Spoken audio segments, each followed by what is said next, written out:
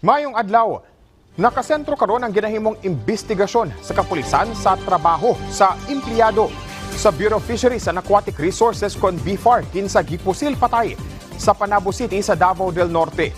Kini manasayran nga mahimo na untang center chief ang biktima. Sumala sa Panabo PNP, usa sa gipanubayan nila ang gipahigayong inventory ug imbestigasyon sa biktima sa logistics ug resources sa maong opisina. Hinoon sumala sa mga nakatrabaho niini, walay nakakompronta ang mga empleyado. Usasab sa gipanubayan karon sa kapulisan ang kuha sa CCTV nga ilang nakailap kung asa makita ang duha ka mga gunmen nga nakasuot og helmet.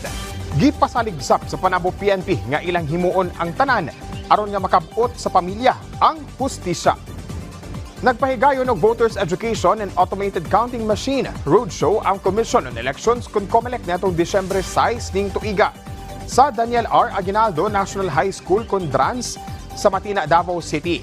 Kini personal sab nga gitambungan ni COMELEC Chairperson Attorney George Erwin Garcia ug uban pang mga opisyal sa COMELEC sa Rion 11.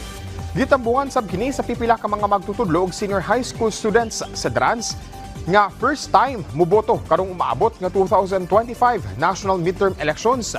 Paagi kini sa COMELEC aron nga mapakusgan ang voters education ngadto sa tanang mga voters precinct sa tibok nasod.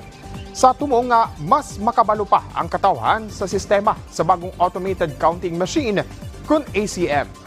Bawat distrito sa Davao, bawat bayan dito sa ating bansa, bawat syudad ng ating bansa, merong makina na dinedine mo para lang makita ng mga kababayan natin kung ano ang makina at ano ang features ng makina na gagamitin natin para sa darating na halalan.